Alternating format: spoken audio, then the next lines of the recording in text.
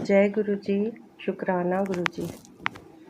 आज मैं दिव्यता के प्रकाश की कुछ आखिरी पंक्तियाँ पढ़ने जा रही हूँ। उसमें मुझसे कुछ भी भूल हो या पहले हुई हो तो मैं आपसे हाथ जोड़ के क्षमा चाहती हूँ संगत जी। मेरा मुझ में कुछ नहीं, जो कुछ है सो तेरा। गुरु ग्रंथ साहिब का यह तुक मैंने अपने गुरु जी को समर्पित किया है, जिन्होंने हमें अपनी शरण में लिया है और हमारे जीवन को परिवर्तित कर दिया। गुरु जी से मिलने से पूर्व हमारे जीवन की कोई दिशा नहीं थी। जीवन में जैसी परिस्थितियां उत्पन्न होती थी वैसे ही उसका सामना करते रहते थे। हम ईश्वर की सत्यता को समझने में असमर्थ थे। 25 वर्ष पूर्व मेरा बेटा अपनी श्रवण शक्ति खो चुका था। कोई औषधि, संत या तांत्रिक हमारी सहायता नहीं कर पा रहे थे। फिर जैसे कहा जाता है, जब शिष्य अधिकारी बन जाता है गुरु प्रकट होता है, और ऐसा ही हुआ। अचानक एक संबंधी के कहने पर हम गुरुजी के पास पहुँचे। श्रवण शक्ति लौट आई।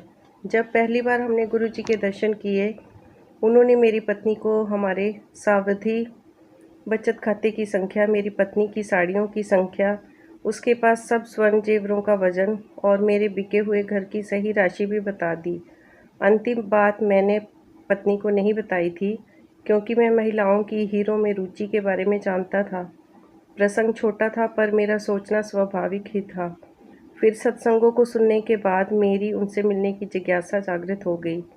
मैंने उनको अपने पुत्र की श्रवण शक्ति के बारे में बताया तो उन्होंने तुरंत उसके कान में प्रतिदिन बादाम रोगन की एक बूंद डालने को कहा। 10 दिन के उपरांत मेरे बेटे के कान में अत्यंत पीड़ा हुई। जब मैंने गुरुजी से उसका उल्लेख किया तो वह बोले कि कल्याण हो गया, 20% ठीक हो गया और अब धीरे धीरे पूर्णतः ठीक हो जाएगा। उन्होंने मेरे पुत्र की श्रवण शक्ति का परीक्षण भी करवाने को कहा। मेरी प्रसन्नता की सीमा नहीं रही जब मेरे पुत्र ने अपने कानों से उपकरण निकालते हुए कहा कि शोर बहुत अधिक है। गुरु कृपा से वह 25 वर्ष के बाद सुन पा रहा था। मुझे आभास हुआ कि मेरी खोज कितनी अधूरी थी। इधर गुरुजी के चरणों में उनकी दया, मेहर, कृपा और अपने सतगुरु रब स्वामी हमें सब मिल गए थे। जय गुरु जी। चाय की पत्तियों में संदेश। गुरुजी के पास आने पर हमने अनेक सत्संग सुनने। भक्त अपने निजी अनुभव सुनाते थे और बताते थे कि उन्होंने गुरुजी को विभिन्न परिस्थितियों और विभिन्न रूपों में देखा है। मेरी पत्नी में उसी प्रकार से गुरुजी के आशीष प्राप्त करने की इच्छा हुई। यह नहीं पता था कि वह इतनी शीघ्र पूर्ण हो जाएगी। नववर्ष आ रहा था और उसकी पूर्व संध्या पर हमारा बड़े मंदिर जाने का कार्यक्रम था, किंतु मित्रों के बार बार कहने पर हमने उनके साथ वह समय व्यतीत करने का कार्यक्रम बना लिया। गुरुजी के मन में और कुछ ही विचार था। प्रतिदिन की भांति मेरी पत्नी चाय बना रही थी। जब उसने पानी में चाय की पत्ती डाली तो उसने सर्प के फन का आकार ले लिया। यह सोचकर कि यह संयोग था, उन्होंने चाय की पत्तियों को बार बार पानी में डुबोया तो हर बार वही आकृति बन जाती। यह देखकर वह भयभीत हो गई और उसने मुझे बुलाया। यह देखकर मैंने बताया कि गुरुजी बड़े मंदिर आने का संदेश दे रहे हैं, पर मात्र इतना ही नहीं था। वास्तव में यह परोक्ष रूप से गुरुजी की कृपा थी। गुरुजी ने मेरी पत्नी को वहां पर नृत्य कार्यक्रम में भाग लेने को कहा और उसका 25 वर्ष से चला आ रहा पीठ दर्द समाप्त हो गया। जय गुरुजी।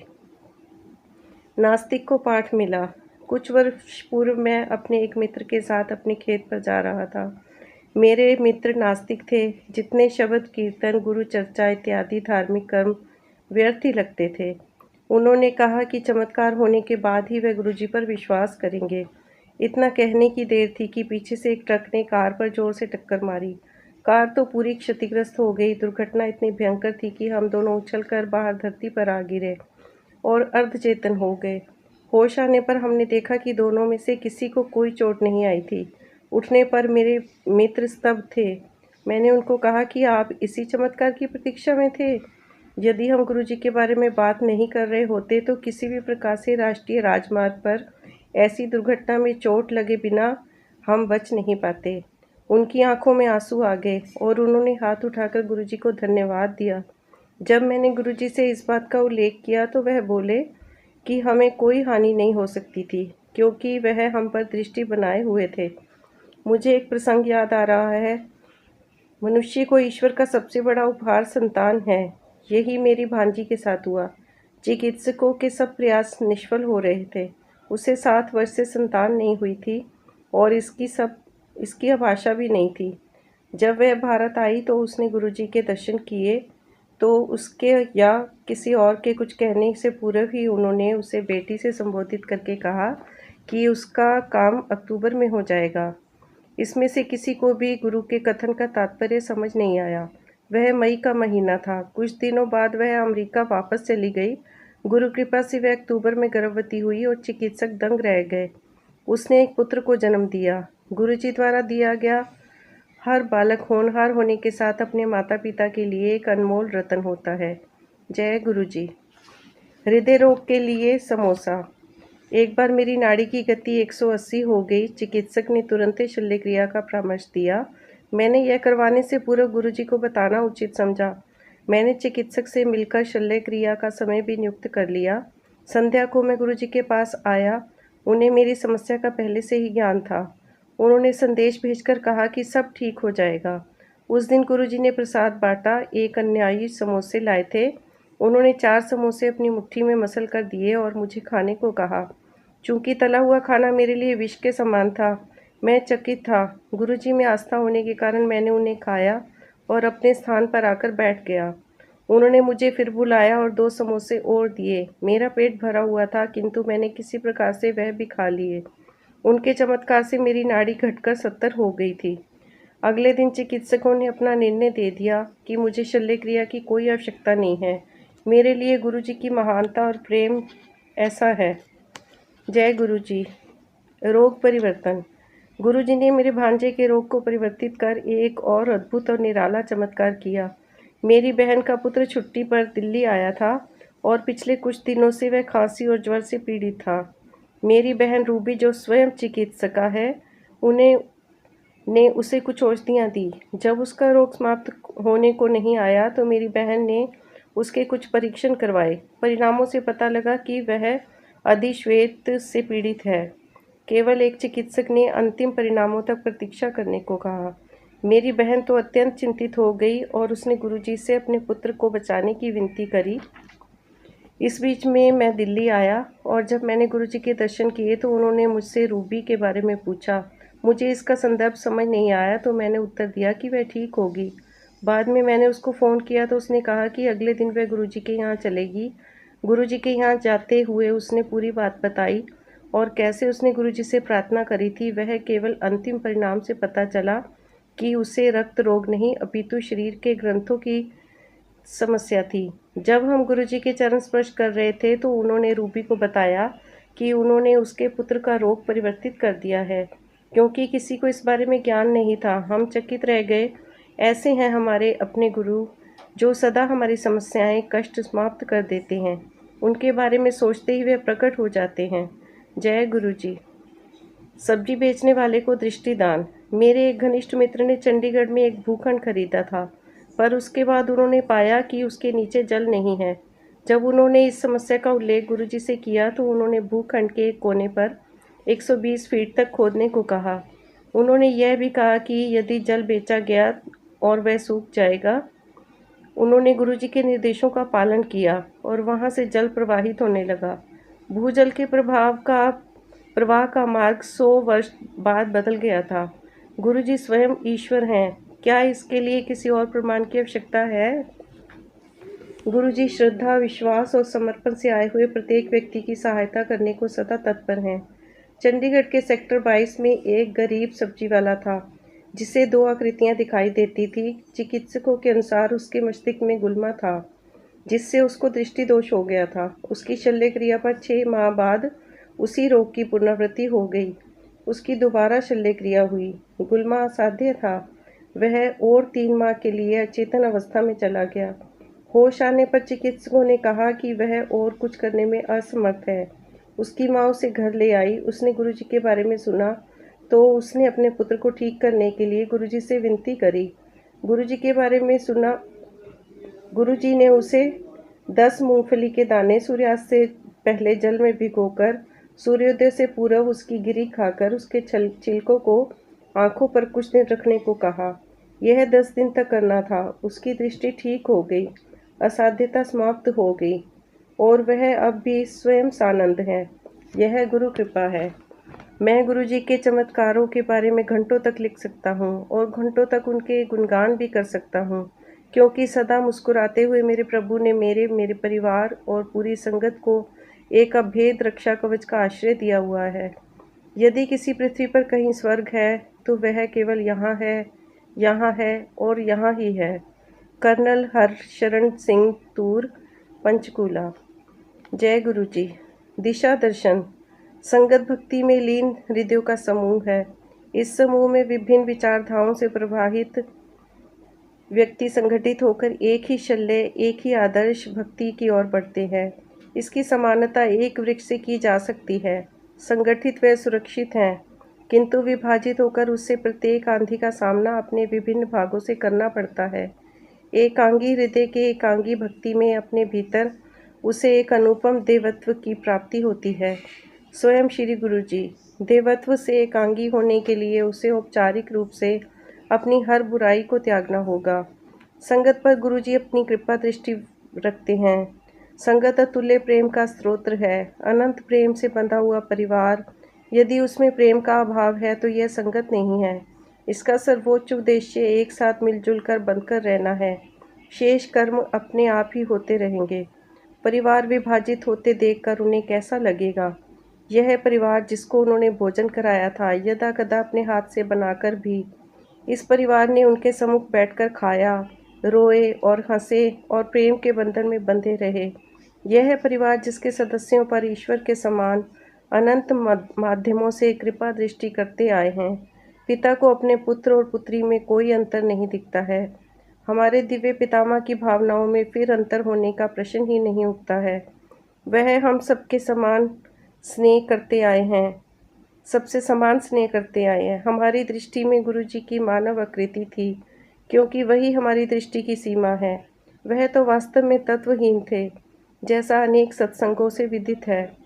वह समय, आकाश, बंधनों और आकांक्षाओं से के मोह से सर्वोपरि थे। वह माया के जाल से मुक्त थे। वह शिव है। असंख्य संसार प्रकट होकर प्रलय को प्राप्त हो जाए, किंतु वह सदा विद्यमान रहेंगे। गुरु की अवहेलना करना संभव नहीं है। गुरु की परिभाषा देना भी संभव नहीं है। यह भी कहना कठिन है कि गुरु कौन है और क्या है, परंतु एक तथ्य स्पष्ट है, वह मनुष्यों, देवी और देवताओं की सीमा से नहीं बंधे हैं। वह तो सर्वोच्च हैं। यह समझने की भूल नहीं करनी चाहिए कि वह मनुष्य रूप में है। वह तो उनके अस्तित्व का माध्यम मात्र है। कल वह मनुष्य शरीर में थे, आज पूरा ब्रह्मांड उनमें विलीन है। कल वह लाल परिधान में थे, आज आकाश उनका परिधान है। कल वह आपको नाम से संबोधित कर रहे थे, आज आप शांति पूर्वक उनकी आराधना कर रहे हैं। कौन कहता है कि वह नहीं है? उनकी संगतों को स्मरण कीजिए। भव्य, प्रभावशाली और सौम्यता से वह प्रवेश करते थे, और जब तक आप तत्परता से उनके अभिवादन के लिए खड़े हो पाए, वह अपने आसन पर बैठ जाते थे, एक पैर के ऊपर दूसरा, और उस पर उनका लंबा परिधान हल्का सा उठा हुआ, जिससे आप उनके कमल चरणों के दर्शन कर सके और उन पर अपना ध्यान केंद्रित कर सके। गुरबानी के शब्दों की मधुर ध्वनि से वातावरण रमणीय होता रहता था और आपको उनके चरण कमलों की ओर खींचता रहता था। आपको अपने जीवन के कष्टों से दूर करता हुआ, आपको मनुष्य के अंतिम लक्ष्य की ओर प्रेरित करता हुआ अप्रतिबंधित स्नेह बस यही था। उनके ओज से भरी हुई चाय आती थी, फिर कभी कभार शब्दों के बजते हुए या उसके पश्चात कोई अपने सत्संग सुनाता था। वह इतना प्रासंगिक रखता था जैसे वह आपके ही व्यावसायिक, निजी अथवा रोगों और अन्य कष्टों की आप बीती का वर्णन कर रहा हो। उसको सुनते ही आपको अपने कष्टों से मुक्त होने का आभास होने लगता था। यह हर क्षण का चमत्कार था। हमारे हृदय में उग रहे आस्था के वृक्ष को, उनके ओज को स्वीकार करना योग्य पनपना होता था। इसलिए निरंतर चाय प्रसाद और लंगर प्रसाद ग्रहण करना पड़ता था। वह हमारी आत्मा को अपने स्नेह और ओज से भरते रहते थे, ताकि वह हम सबको प्रेम और आस्था से परिपूर्ण समर्थ बना सके। वह निरंतर हमें इस संसार के सबसे बुरे अंग, स्वयं इस संसार से निकलने का उपचार देते रहते थे, जीवन के उतार चढ़ाव की कठिनाइयों में वह सदा हमारे साथ रहते थे। संभवतः किसी को भी उनके वास्तविक रूप का ज्ञान नहीं है। यह कहना पर्याप्त होगा कि उनमें प्रेम का पारावार था और सबसे प्रेम की ही आशा रखते थे। गुरु वंदना। वंदो गुरुपद कंज कृपा सिंधु नर रूप हरि, महामोह तक पुंज जासु बचन रवि कर निकर, बंदो गुरुपद पदम पराग सुरुचि सुबास सरस अनुराग, अमीय मूरि में चूरन चारु समन सकल भव रुज परिवारु, सुकृति संभव तन बिमल विभूति मंजुल मंगल मोद प्रसूति, जनमन मंज मुकुर मल हरनी किए तिलक गुण गण बस करनी, श्री गुरु पद्मनि गण ज्योति सुमृत दिव्य दृष्टि हिय होती, दलन मोह तम को सुप्रकाशु बड़े भाग उई आवई जासु, उधरई बिमल बिलोचन ही को मिटे दोष दुख भव रजनी को, सूजहि रामचरित मनि मानिका कुपुत प्रगट जह जो जहि खानिका। रामचरितमानस तुलसीदास कृत। मैं उन गुरु महाराज के कमल चरणों की वंदना करता हूँ जो कृपा के समुद्र और नर रूप में श्री हरि ही हैं, जिनके वचन महामोह रूप के घने अंधकार का नाश करने के लिए सूर्य किरणों का समूह है। मैं गुरु महाराज के कमल चरणों की धूल रज की वंदना करता हूँ जो सुरुचि सुंदर स्वाद सुगंध तथा अनुराग रूपी रस से परिपूर्ण है। वह अमर मूल संजीवनी का सुंदर चूर्ण है जो समस्त भवरोगों के परिवार को नाश करने वाला है। वह रज सुकृति पुण्यवान पुरुष रूपी शिव के शरीर पर सुशोभित निर्मल विभूति है और सुंदर कल्याण और आनंद की जननी है। भक्त के मन रूपी सुंदर दर्पण के मैल को दूर करने वाली और तिलक करने के से गुणों के समूह को वश में करने वाली है। श्री गुरु महाराज के चरण नखों की ज्योति मनियों के प्रकाश के समान है, जिसका स्मरण करते ही हृदय में दिव्य दृष्टि उत्पन्न हो जाती है। वह प्रकाश अज्ञान रूपी अंधकार को नाश करने वाला है। वह जिसके हृदय में आ जाता है वह अत्यंत भाग्यशाली है। उनके हृदय में आते ही हृदय के निर्मल नेत्र खुल जाते हैं और संसार रूपी रात्रि के दोष दुख मिट जाते हैं एवं श्री रामचरित्र रूपी मणि और माणिक्य गुप्त और प्रकट जहाँ और जिस खान में है दिखाई दे जाते हैं। जय गुरु जी, शुक्राना गुरु जी। दिव्यता का प्रकाश में सत्संग संपूर्ण हुए गुरु जी। जय गुरु जी, शुक्राना गुरु जी।